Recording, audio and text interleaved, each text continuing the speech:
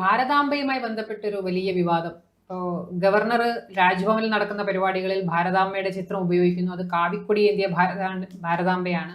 അതിൽ പുഷ്പാർച്ചന നടത്തുന്നു. മാത്രമല്ല അതിലിരിക്കുന്ന ഭൂപടം എന്ന് പറയുന്നത് അഖണ്ഡ ഭാരതത്തിന്റെ ഭൂപടമാണ്. ഇത് രണ്ടും ഭരണഘടനയ്ക്ക് വിരുദ്ധമായതുകൊണ്ട് ഒരു കാരണവശാലും അംഗീകരിക്കാൻ പറ്റില്ല എന്നുള്ളതാണ് CPM-ന്റെയും അതേപോലെ തന്നെ UDF കോൺഗ്രസിന്റെയും ഒക്കെ നിലപാട്. അവര് ഇത്തരം എന്താ പറയാ ഈ രാജ്ഭവനെ ഒരു രാഷ്ട്രീയ ഒരു ഒരു കളിക്ക് വേണ്ടി ഉപയോഗിക്കുന്നു എന്നൊക്കെയുള്ള ആരോപണങ്ങൾ നടത്തുകയുണ്ടായി. പരിപാടികളിൽ നിന്ന് മന്ത്രിമാര് ഇറങ്ങിപ്പോവുകയുണ്ടായി. അപ്പോൾ ശരിക്കും അതിലൊരു എന്താണ് അതിന്റെ ഒരു അവസ്ഥ നമ്മൾ പറഞ്ഞത്? അപ്പോൾ രാഷ്ട്രപതി രാവിലെ മൂത്രമൊഴിക്കാൻ പോകുന്നു, പിന്നെ ടോയ്ലറ്റിൽ പോകുന്നതെന്ന് പറഞ്ഞാൽ ഈ ഭരണഘടനയിലില്ല, നിങ്ങൾ തന്നെ ഇപ്പോൾ പോകാൻ പാടില്ല എന്ന് പറയാൻ പറ്റുമോ? അത് അദ്ദേഹത്തിന് വ്യക്തി സ്വാതന്ത്ര്യമാണ്. അദ്ദേഹത്തിന് വ്യക്തിപരമായ ആരാധനാ സ്വാതന്ത്ര്യമുണ്ട്. പിന്നെ ഈശ്വര വിശ്വാസമോ വിശ്വാസരാഹിത്യമോ ഒക്കെ വെച്ച് പുലർത്താനുള്ള അവകാശമുണ്ട്. അപ്പോൾ അതുകൊണ്ട് ഗവർണറുടെ ഈ അധികാരങ്ങളെയൊക്കെ ഇങ്ങനെ ചോദ്യം ചെയ്യുന്ന ഒരു വ്യക്തി എന്നുള്ള നിലയിലുള്ള അദ്ദേഹത്തിൻ്റെ അവകാശങ്ങളെയാണ് ഇപ്പോൾ ചോദ്യം ചെയ്യുന്നത്. ഒരു വ്യക്തി എന്നുള്ളതല്ല, അത് ഗവർണർ ആയാലും ഇല്ലെങ്കിലും അദ്ദേഹത്തിന് ചെയ്യാം. ഔദ്യോഗിക പരിപാടികളിലും ഭാരതാംബയുടെ ചിത്രം വയ്ക്കുന്നതിന് എന്താ തെറ്റ്? നമ്മുടെ രാഷ്ട്രത്തിൻ്റെ പ്രതീകമാണത്. ഭാരതാംബ എന്നുള്ളത് നമ്മുടെ ഒരു കാലത്ത് ഇന്ത്യൻ നാഷണൽ കോൺഗ്രസിൻ്റെ യോഗങ്ങളിൽ പാടിയിരുന്ന പാട്ടാണ് വന്ദേ മാതരം. ബങ്കിം ചന്ദ്ര ചാറ്റർജിയുടെ വന്ദേ മാതര ഗാനം ദേശീയ ഗാനമായിട്ട് അംഗീകരിക്കണമെന്നുള്ള അഭിപ്രായം ഉണ്ടായിരുന്നു. എങ്കിലും അംഗീകരിച്ചത് ജനഗണമനയാണ്. പക്ഷെ അത് അംഗീകരിച്ച അതേ രേഖയിൽ തന്നെ പറയുന്നത് ജനഗണമനയോടൊപ്പം വന്ദേ മാതരത്തിനും ദേശീയ ഗീതം എന്ന നിലയിൽ സ്ഥാനമുണ്ടായിരിക്കുമെന്നാണ്.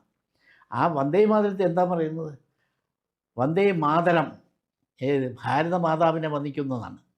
അതുപോലെ ഭാരതമാതാവിനെ വളരെ ഭക്തിയോടുകൂടി ആരാധിക്കുന്ന ഒരു ഗാനമാണ് വന്ദേ മാതരം. അതിന് ദേശീയ ഗാനത്തിന് തുല്യമായ പദവി ഭരണഘടനയിലുണ്ട്. അപ്പൊ അവരീ പറയുന്നത് ഈ ഒന്ന് കാവിക്കൊടി ഈ ഭാരതമാതാവിന്റെ കയ്യിലുണ്ട്, രണ്ടാമത്തത് അഖണ്ഡ ഭാരതത്തിന്റെ ഒരു ഭൂപടമാണ് ആ ചിത്രത്തിലുള്ളത്. അത് ഭരണഘടന അംഗീകരിച്ച ഭൂപടം അല്ല എന്നുള്ളതൊക്കെയാണ് അവരുടെ പ്രശ്നം. ഭരണഘടന അപ്പോൾ അഖണ്ഡ ഭാരതം ഒരു വലിയ അപകടമാണെന്നോ? ഗാന്ധിജിയും ലോകമാന്യ തിലകനും എല്ലാം അഖണ്ഡ ഭാരതത്തിൻ്റെ വാദിച്ചവരാണ്. ഇനി ഇവർ പറയുന്ന ഇപ്പോൾ ഇവർ അംഗീകരിച്ചിട്ടുള്ളതാണല്ലോ ജനഗണമന. ആ ജനഗണമനയിൽ പഞ്ചാബ്, സിന്ധ്, ഗുജറാത്തി, മറാഠ എന്നുകൊണ്ടാണ്. ആ സിന്ധ് ഏതെയാണ്? ആ സിന്ധ് ഇന്നത്തെ ഇന്ത്യയിലില്ല. പിന്നെ എന്തിനാ ദേശീയ ഗാനത്തിൽ അത് ഉൾപ്പെടുത്തണം? അപ്പോൾ ഇതൊന്നും ആലോചിക്കാതെ വായി തോന്നിയൊക്കെ പറയുന്നു. അത് നമ്മുടെ പ്രതിപക്ഷം കോൺഗ്രസ് അതിൻ്റെ സ്ഥിതി വളരെ ദയനീയമാണ്. ഒന്ന് ചരിത്രം അറിയില്ല, മറ്റൊന്ന് ദേശസ്നേഹമില്ല. അവർ അപ്പോഴുള്ള കാര്യം അവരവരുടെ രാഷ്ട്രീയ താല്പര്യത്തിൻ്റെ ഒരു നിലപാടെടുക്കും. അതല്ലാതെ ഒരു ചിന്തിച്ചു ചർച്ച ചെയ്തിട്ടോ തീരുമാനം എടുക്കുന്നതല്ല. പണ്ട് കോൺഗ്രസ് അങ്ങനെയല്ലായിരുന്നു.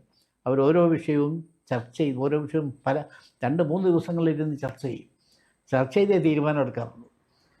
ഇവിടെ അതല്ല, ഒന്നുമില്ല. അപ്പോൾ അവിടെ ഹൈക്കമാൻഡ് എന്ന് പറയുന്ന ഏതെങ്കിലും 1-2 ആളുകൾ നിശ്ചയിക്കുന്നതിന് അനുസരിച്ചുകൊണ്ട് പോകുന്നു.